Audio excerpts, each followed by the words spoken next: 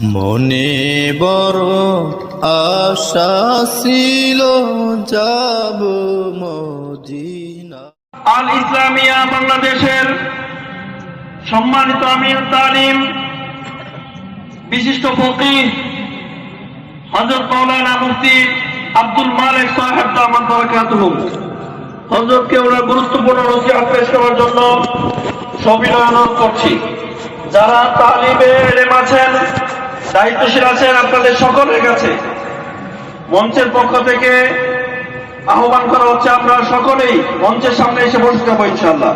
সকলেই মঞ্চের সামনে বসে যাবো ইনশাআল্লাহ।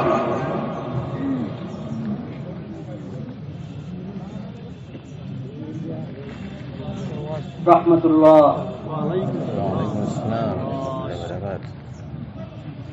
আলহামদুলিল্লাহ নাহমাদুহু ওয়া নাস্তাঈনুহু ওয়া নাস্তাগফিরুহু ওয়া নু'মিনু বিহি ওয়া নাতাওয়াক্কালু আলাইহি ওয়া না'উযু বিল্লাহি মিন শুরুরি আনফুসিনা ওয়া মিন সাইয়্যাতি আ'মালিনা।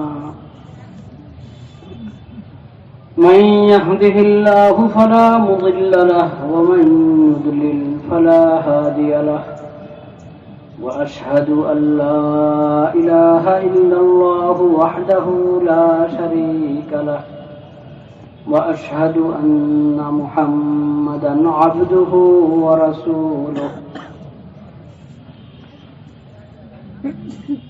يا أيها الذين آمنوا اتقوا الله وقولوا قولا سديدا يصلح لكم أعمالكم ويغفر لكم ذنوبكم ومن يطع الله ورسوله فقد فاز فوزا عظيما. أما بعد, আমি আল্লাহ রাব্বুল আলামিনের শুকর আদায় করছি। আল্লাহ তাআলা আমাকে আমাদের মুরব্বী আকাবির উলামায়ের তত্ত্বাবধানে আজকের সিরাতুন নবী সাল্লাল্লাহু আলাইহি ওয়াসাল্লাম বিষয়ক মজলিসে মাহফিলে হাজির হওয়ার আল্লাহ আমাকে সাআদত নসিব করেছেন, সৌভাগ্য নসিব করেছেন। আমি আল্লাহর শুকর আদায় করি আলহামদুলিল্লাহ। اللهم ما أصبح بي من نعمة أو بأحد من خلقك فمنك وحدك لا شريك لك فلك الحمد ولك الشكر. اللهم أنت ربي لا إله إلا أنت خلقتني وأنا عبدك وأنا على عهدك ووعدك ما استطعت أعوذ بك من شر ما صنعت أبوء لك بنعمتك علي وأبوء لك بذنبي فاغفر لي فإنه لا يغفر الذنوب إلا أنت.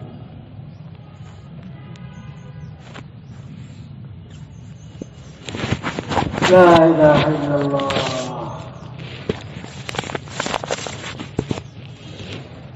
এই মজলিসে হাজির হওয়াটা তো আমার জন্য সৌভাগ্য, কিন্তু এখানে কথা বলা আমার জন্য অনেক বড় চাপের বিষয়। এক তো মজলিসের বিষয়বস্তু হলো অনেক আদিম ও শান,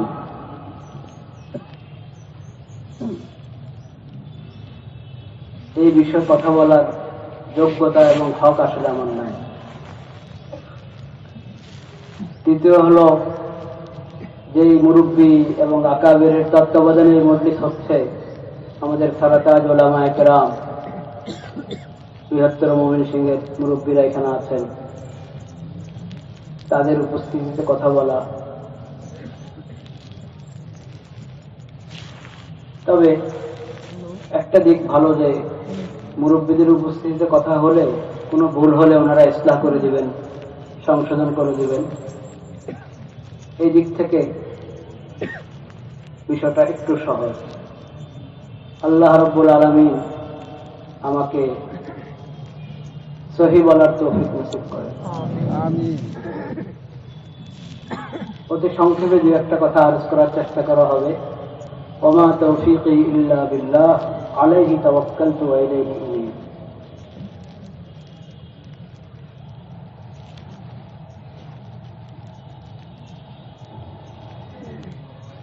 নবী করিম সাল্লাল্লাহু আলাইহি ওয়াসাল্লামের সিরাত এবং সুন্নাত, এই উভয় বিষয় আমাদের প্রচুর চর্চার দরকার, ইলমের দিক থেকে এবং আমলের দিক থেকে।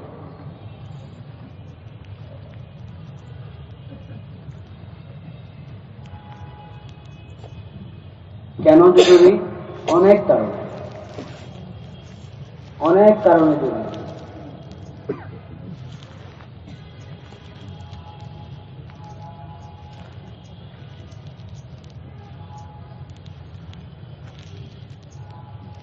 একটা কারণ হলো নবী সাল্লাল্লাহু আলাইহি ওয়াসাল্লামের প্রতি যে আমাদের ঈমান, যে ঈমান ছাড়া নাজাতে সম্ভব না। আমি মুসলিম নামের অধিকারী হব না, আমি মুসলিমে হতে পারি না নবী করিম সাল্লাল্লাহু আলাইহি ওয়াসাল্লামের প্রতি ঈমান না থাকলে। তো ঈমান বির রাসূল সাল্লাল্লাহু আলাইহি ওয়াসাল্লামের দাবির মধ্যে এটা আছে। বরং ঈমান বির রাসূলের অংশ বলা যায় এটাকে, সুন্নাত এবং সিরাতের অধ্যয়ন, চর্চা, ইলমের দিক থেকে এবং আমলের দিক থেকে। কিন্তু এটার প্রচুর অভাব। ঈমান তাজা করার জন্য যেসব আমলের দরকার, ঈমান তাজা করার জন্য, ঈমানকে তাজা রাখার জন্য, ঈমানের নবায়নের জন্য যেসব সমস্ত আমলের দরকার, কাজের দরকার, ওগুলোর মধ্যে গুরুত্বপূর্ণ একটা কাজ হলো সিরাত পাঠ। সিরাতের কিতাব পাঠ করা।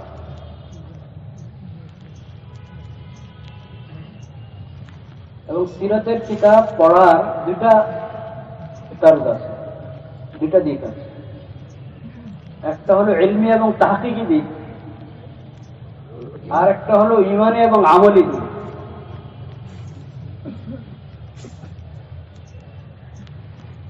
ইলমি এবং তাহকিকি দিক থেকে যদি আপনি পড়েন তো সিরাতের কিতাবের বিশাল জখিরা। যেহেতু দেখা যাচ্ছে মজলিসে অনেক তালেব ইলম ভাই আছেন, সেজন্য আমি কথাটা বলছি। বিশাল জখিরা, সুবুলুল হুদা ওয়ার রাশাদ, মুহাম্মদ ইবনে ইউসুফ আস-সালিহি রাহমাতুল্লাহ আলাইহি, কত বড় কিতাব, 11-12 খন্ডের মতো। ওটাকে তাহকিক তালিক করে ছাপানো হলে আরো কলেবর অনেক বড় হবে। 940-42 দিকে ইন্তেকাল মুহাম্মদ ইবনে ইউসুফ আস-সালিহি আশ-শামি। সুবুলুল হুদা ওয়ার রাশাদ ফি সিরাত খায়রুল ইবাদ সাল্লাল্লাহু আলাইহি ওয়াসাল্লাম। আল্লামা জুরকানি রাহমাতুল্লাহ আলাইহি শরহুল মাওয়াহিবিল লাদুন্নিয়া, ওটাও এরকম 12-13 খন্ডের ভলিউম, 12-13 খন্ডের কিতাব।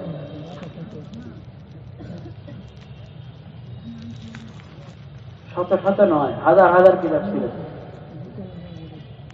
ইলমি মুতালা এবং তাহকিকি মুতালার জন্য ওসব কিতাব প্রযোজ্য।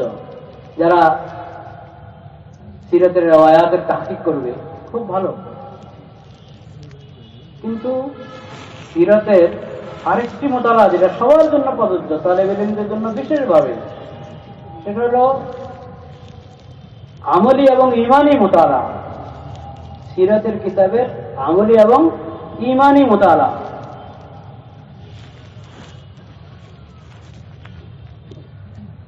এটার জন্য সব কিতাব ইন্তেখাব করতে হয়, নির্বাচন করতে হয়, যে কিতাবগুলোর মধ্যে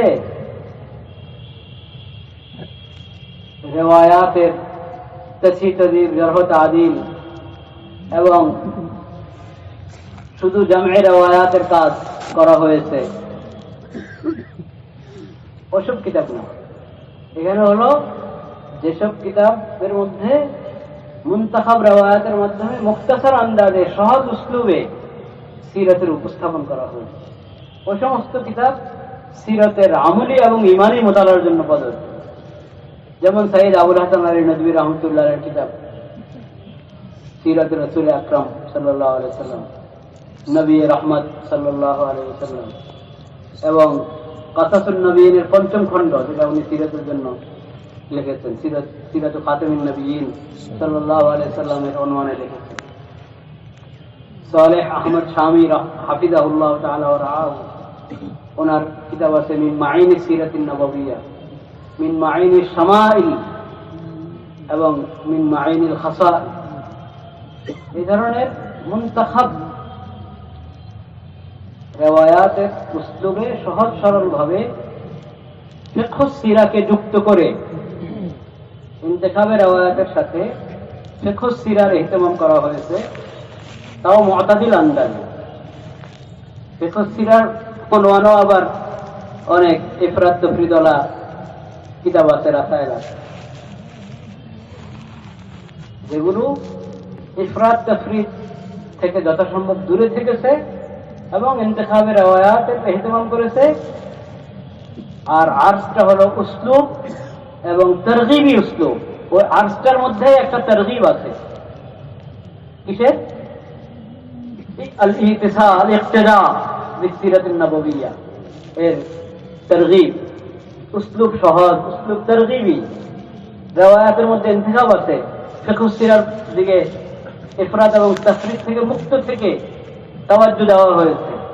এই ধরনের রাসায়েল নিজের আসাদায়ে আমার কাছ থেকে জেনে তালেবে ইলমের মুতালা করা দরকার, বারবার মুতালা করা দরকার। সেটাই হবে সিরাতের কিতাবের সিরাতের আমলি এবং ইমানি মুতালা, যেটা ইমান তাজা করার জন্য, দিলের মধ্যে ইমানের হারকত এবং নাশাত পয়দা হওয়ার জন্য খুব জরুরি। এবং লাকাদ কানা লাকুম ফি রাসূলিল্লাহি উসওয়াতুন হাসানাহ, লাকাদ কানা লাকুম ফি রাসূলিল্লাহি উসওয়াতুন হাসানাতুন লিমান কানা ইয়ারজুল্লাহা ওয়াল ইয়াউমাল আখির ওয়া যাকারাল্লাহা কাসীরা। সেই উসওয়ায়ে হাসানা গ্রহণ করার জন্য এটা খুব দরকার। আল্লাহ তাআলা আমাদেরকে তৌফিক দান করুন। তো যে কথাটা বলছিলাম, সিরাত ইলমি এবং আমলি চর্চা সিরাতে খুব দরকার, ইমানের স্বার্থে দরকার, ইমানের স্বার্থে দরকার। কিন্তু এটার চর্চা আমাদের মধ্যে কম।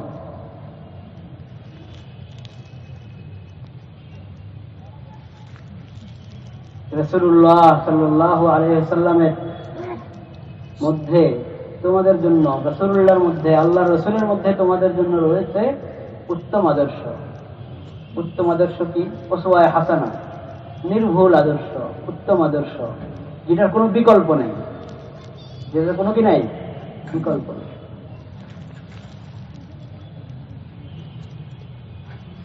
ফি রাসূলিল্লাহ।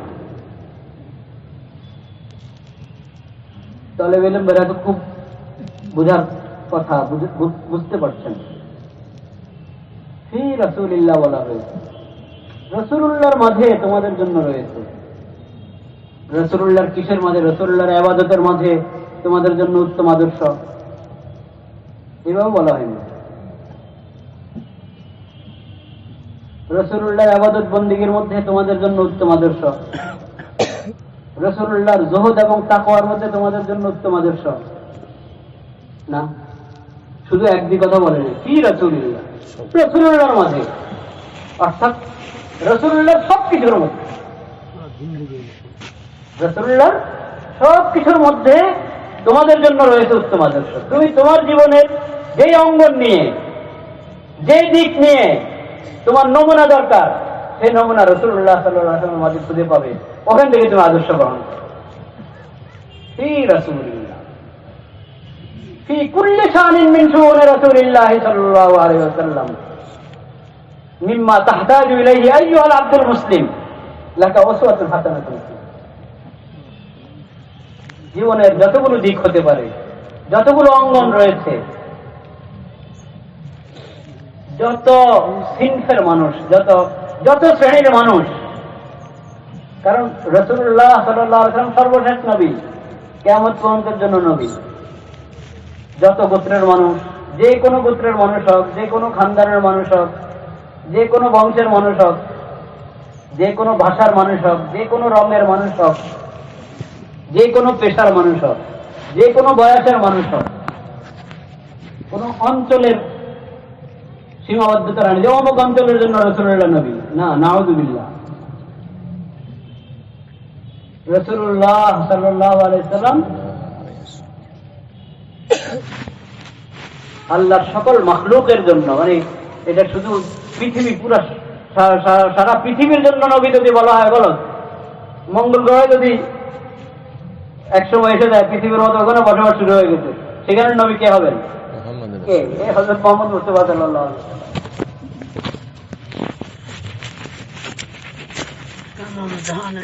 সব জায়গা সবার জন্য হযরত মুহাম্মদ মুস্তাফা সাল্লাল্লাহু আলাইহি ওয়াসাল্লাম ওমা আরসালনাকা ইল্লা রাহমাতাল লিল আলামিন।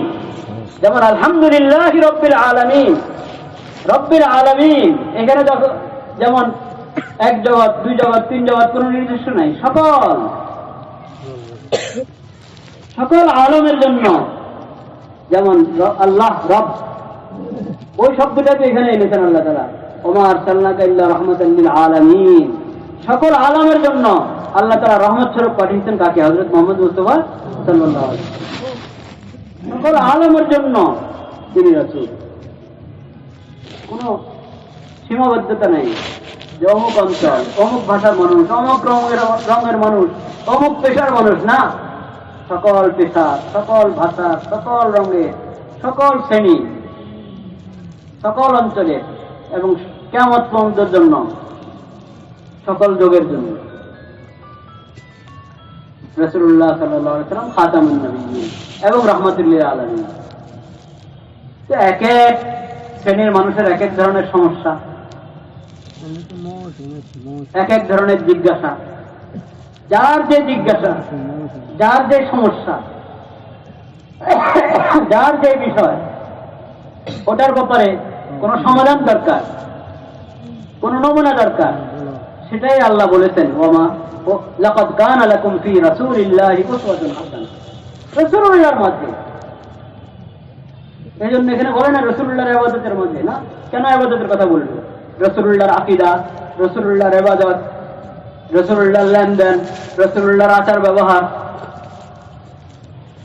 মানব জীবনের যতগুলো দিক হতে পারে, যতগুলো অঙ্গন রয়েছে, যেখানেই তোমার কোনো ইলমের দরকার, তোমার সমাধানের দরকার, কোনো নমুনার দরকার, রাসূলুল্লাহর সিরাতে যাও, রাসূলুল্লাহর সিরাতের মধ্যে একটা সমাধান পাবে। সেটাই তোমাদের জন্য একমাত্র আদর্শ, যেটা কোনো বিকল্প নেই। ওটা থেকে দূরে সরবা, তাহলে তুমি বেদাতের দিকে চলে যাবে। ওটা থেকে দূরে সরবা, তাহলে তুমি সুন্নাতুল জাহেলিয়ার দিকে চলে যাবে, জাহেলিয়াতের রীতিনীতির দিকে চলে যাবে। সেটাও সুন্নাতুল জাহেলিয়াও জাহান্নাম, বেদাতও জাহান্নাম। কুল্লু বেদাতিন দালালা ওয়া কুল্লু দালালাতিন, অন্য riwayat আছে ওয়া কুল্লু দালালাতিন ফিন্নার। সুন্নাতুল জাহেলিয়াও গুমরাহি, সকল বেদাতও গুমরাহি। রাসূলুল্লাহর সুন্নাত এবং সিরাত যে ওসওয়ায়ে হাসানা, এটার কোনো বিকল্প নেই। অন্য রাস্তায় আর হেদায়েত নাই, অন্য রাস্তায় সব গুমরাহি আর গুমরাহি। রাসূলুল্লাহ সাল্লাল্লাহু আলাইহি ওয়াসাল্লামের সিরাত এবং সুন্নতের যে বৈশিষ্ট্যগুলো, যে সৌন্দর্যগুলো, ওগুলোর মধ্যে এটা একটা ব্যাপকতা, উমুম এবং সুমূল, সবার জন্য এবং সব দিক থেকে, জাগতিক দিক বলেন, দ্বীনি দিক বলেন, দুনিয়ার কথা বলেন, আখিরাতের কথা বলেন, সবকিছুর মধ্যে ফি রাসূলিল্লাহি উসওয়াতুন হাসানাহ।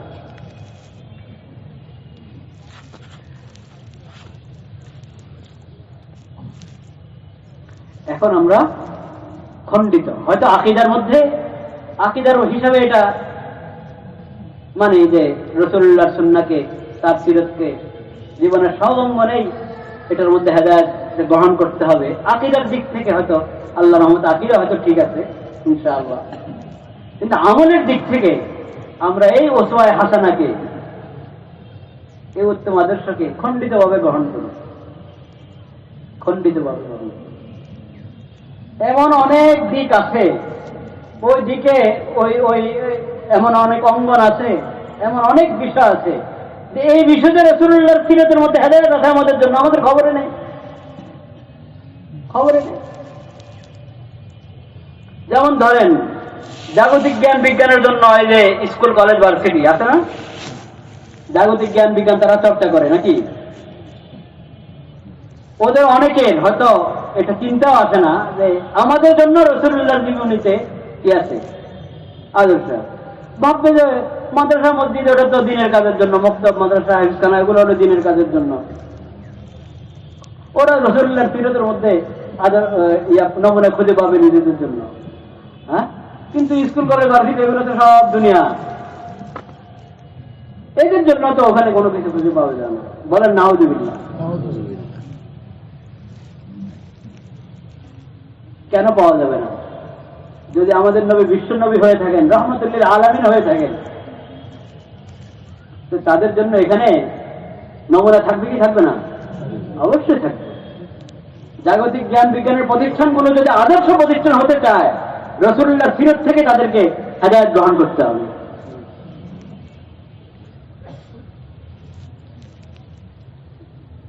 আমি বলি না আপনি আপনার ছেলেকে স্কুলে ভর্তি করান, আপনি মাদ্রাসায় ভর্তি করান, কিন্তু যদি আপনি করাচ্ছেন স্কুলে কেন কোন নিয়তে ভর্তি করাবেন আর সে কোন নিয়তে ভর্তি হবে, এটা রাসূলুল্লাহ থেকে নেবেন। রাসূলুল্লাহর সিরাতে এটা সমাধান পাবেন আপনি।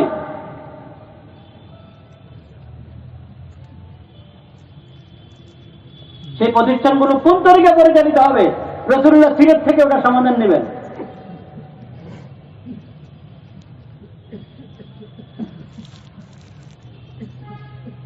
একজন মানুষ তার জাগতিক কোন বিষয় রাসূলুল্লাহ সাল্লাল্লাহু আলাইহি ওয়াসাল্লামের সুন্নাত এবং সিরাতে সে হেদায়েত পাবে না, এটা হতেই পারে না। এমন যদি হতো তাহলে রাসূলুল্লাহকে আল্লাহ তাআলা রাহমাতুল লিল আলামিন বলতেন না, তাকে খাতামুন নবিয়্যিন বানাতেন না। কিন্তু আমরা জানি না আমাদের জন্য এখানে হেদায়েত আছে, নমুনা আছে, খবরে নেই। আর যারা রাসূলুল্লাহর সিরাত এবং সুন্নাতের চর্চা করে, আমরা যারা করি, নামকে অস্তে কিছু করি, হক তো আদায় করি না, আল্লাহ আমাদের ক্ষমা করেন এবং তৌফিক দান করেন। কত কিছু আছে আমরাও চিন্তা করি না। যদি মানে নাম ঘোষণা করেছেন যে ভাই মুরব্বী, আমি আমার চেয়ে বড় তো অবশ্যই উনি যদি বেয়াদবি মাফ করেন, আমি একটা কথা বলি, এই যে আমরা কারো নামের সাথে উপাধি প্রয়োগ করি, কারো নাম ঘোষণা করার সময়, কাউকে আহলান সাহলান বলার সময় বিভিন্ন কথা যে বলি, এখানে কিভাবে বলতে হবে এটা একটা বিষয়। এই বিষয় রাসূলুল্লাহ সাল্লাল্লাহু আলাইহি ওয়াসাল্লামের সিরাতে আমাদের জন্য নমুনা আছে, হেদায়েত আছে। এই কথা আমরা অনেকে চিন্তা করি না।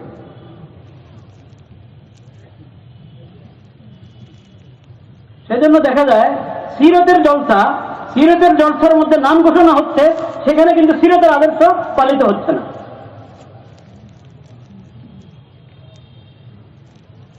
এর একটা কথা বলা হয়েছে, মুরব্বী শূন্য বাংলাদেশ। এই কথাটা তো সহি না। এই মজলিসে তো মুরব্বীরা আছেন, আমাদের এই মজলিসে অনেক মুরব্বী বসা আছেন। কিভাবে আমি এই কথা বলি যে মুরব্বী শূন্য বাংলাদেশ? এটা অবাস্তব কথা।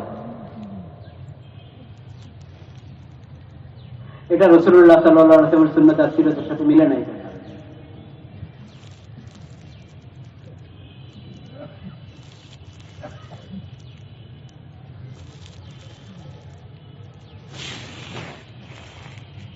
রাসূলুল্লাহ সাল্লাল্লাহু আলাইহি ওয়াসাল্লাম তো বলেছেন, লা তুতরুনি।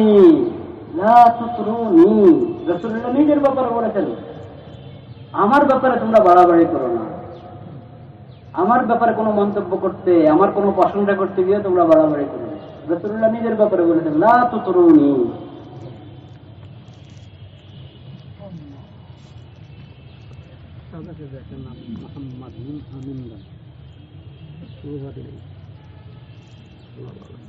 এবং এই লা তুতরুনি শুধু একটা হাদিস না, এই বিষয়ে অনেক আছে। একজন এসে বলেছিল, কামা শা আল্লাহ ওয়া শি'তা, যেমন আল্লাহ চান, যেমন আপনি চান। রাসূলুল্লাহ সাল্লাল্লাহু আলাইহি ওয়াসাল্লাম সংশোধন করে দিয়েছেন, সঙ্গে সঙ্গে বলেছেন, না, কামা শা আল্লাহ সুম্মা শি'তা, এভাবে বলো যে আল্লাহ চাইলে অতঃপর আপনি চাইলে, অতঃপর আপনি চাইলে। কারণ আল্লাহর চাওয়াই তো আসল। আল্লাহ চাইলেই তো অন্যরা মাখলুক চাইতে পারে, আল্লাহ না চাইলে কেউ চাইতে পারে না। তাহলে দুটাকে একসাথে মিলাইব না, আল্লাহ চাইলে আর আপনি চাইলে, এভাবে বলবো না। এভাবে আল্লাহ চাইলে অতঃপর আপনি চাইলে, অতঃপর সুম্মা শিক্ষা। রাসূল করিম সাল্লাল্লাহু আলাইহি ওয়াসাল্লাম তো বলার আদব শিখিয়েছেন। করম বলো না, আঙ্গুরকে করম বলো না, করম তো এটা মুমিনের জন্য প্রযোজ্য। ইনাব বলো, আঙ্গুর এটার আরবি ইনাব, আরেকটা আরবি করম। রাসূল বলেছেন প্রচলিত ছিল আগে থেকে 2 নাম, বলেছেন ওই নাম বলো না, এই নাম বলো, ওই নামের মধ্যে আপত্তি হয়। খাবুসাত নাফসি বলো না,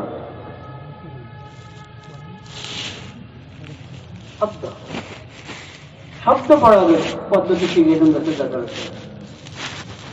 সেই জায়গায় আমি কারো নাম ঘোষণার সময় অতিরঞ্জন হয়, অতিরিক্ত হয়ে যায়, একটু বাড়াবাড়ি বোঝা যায়, এরকম শব্দ থেকে বিরত থাকা জরুরি।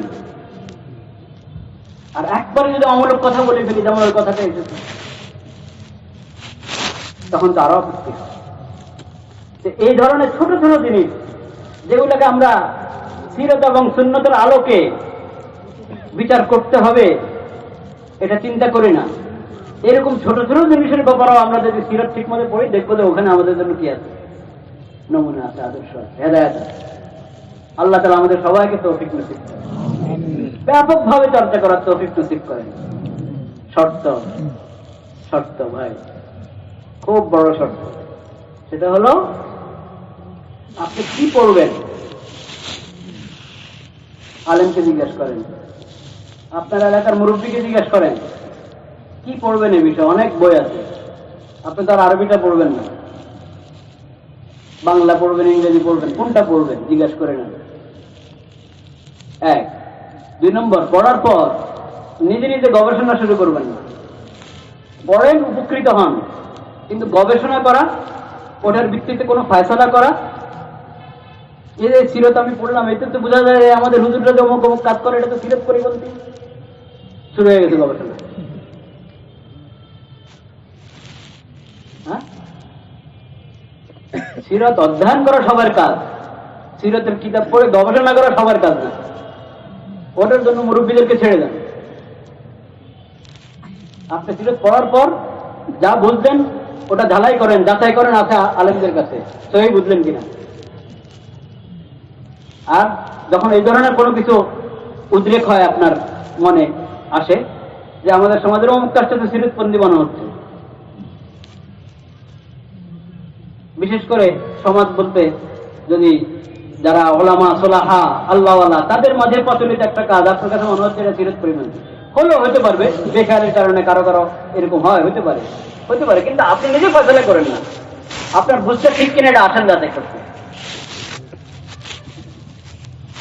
মাওলানা সাদ সাহেবের মতো ব্যক্তি, উনি তো দাবি করেন যে কাজকে সিরতের উপরে উঠাচ্ছেন, দাওয়াতের কাজকে সিরতের উপরে উঠাচ্ছেন উনি, সেই জন্য নাকি যত দ্বন্দ্ব।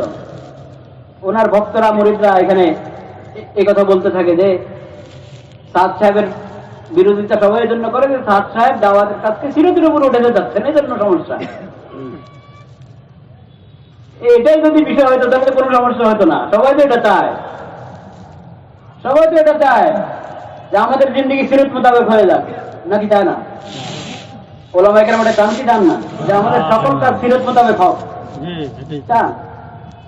যদি এটাই করেন তাহলে তো দ্বন্দ্ব হবে না। আসলে হলো সিরতের নামে গলত গবেষণা হচ্ছে, সিরতের অধ্যয়ন অসম্পূর্ণ এবং স্থূল, সিরতের স্থূল অধ্যয়ন, সহি মুতালা, স্থূল অধ্যয়ন, সিরতের নাকিস মুতালা, সিরতের অসম্পূর্ণ অধ্যয়ন।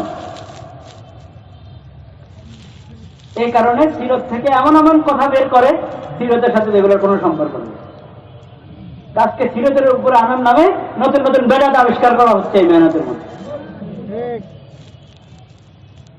সিরতের নাম নিলে খালি হবে না, সিরতের শুধু নাম নেওয়া যথেষ্ট না, সিরতের অধ্যয়নের উসুল আছে, আদব আছে। আপনি সিরত থেকে যদি গবেষণা করে কিছু আবিষ্কার করতে যান, তো সেটার জন্য নিয়ম আছে, উসুলে ফিকহ, উলুমুল হাদিস এবং উসুলুল ফিকহ, বিশাল 2টা শাস্ত্র। এই 2 শাস্ত্রের খোঁজখবর থাকতে হবে। আপনার নিজের খোঁজখবর না, যাদের খোঁজখবর আছে তাদের সাথে মুশাওয়ারা করেন। আপনি যা বুঝেছেন ওটা তাদের সামনে পেশ করেন। উসুলুল ফিকহ এবং উলুমুল হাদিসের সাথে সম্পর্ক নাই। আর সিরাত থেকে ইজতিহাদ করতে থাকবে, ইস্তেমবাদ করতে থাকবে, সেই ইস্তেমবাদ হবে না, ওটা ইহদাস হবে। গলত তরিকার ইস্তেমবাদ যেটা গবেষণা, সেটা গবেষণা নয়, সেটা ওটার কারণে ফলাফল দ্বারা হলো ইহদাস ফিদ্দীন। ইহদাস ফিদ্দীন, দ্বীনের মধ্যে শরীয়তের দলিল পরিপন্থী, দলিলবিহীন জিনিসের নব আবিষ্কার করতে থাকবে গবেষণার নামে। ওটা হবে সমস্যা। কাজকে সিরাতের উপরে যদি আনার প্রসঙ্গ হতো তো সবাই একমত থাকতো, কোনো সমস্যা হতো না। সিরাতের নাম নিয়ে কাজকে বরবাদ করা হচ্ছে, তাদের মধ্যে বেদাত ঢুকানো হচ্ছে, তাদের উসুল লঙ্ঘন করা হচ্ছে, উসুল পরিবর্তন করা হচ্ছে। সেজন্য আকাবের এবং বুজুর্গ হাজারাত ওনাদের আপত্তি। তা আল্লাহ রাব্বুল আলামিন সিরাতুন নবী সাল্লাল্লাহু আলাইহি ওয়াসাল্লামের এই জলসাকে, মজলিসকে কবুল করেন এবং আমাদের সবাইকে ইলম এবং আমল দুটো দিক থেকে সিরাতের চর্চা করার তৌফিক নসিব করেন। তবে সঠিক পদ্ধতিতে চর্চা করার তৌফিক নসিব করেন এবং এর মাধ্যমে আমরা যাতে ঈমান তাজা করতে পারি সেই তৌফিক আমাদেরকে আল্লাহ তাআলা দান করেন। ওয়া আখিরু দাওয়ানা আলহামদুলিল্লাহি রাব্বিল আলামিন।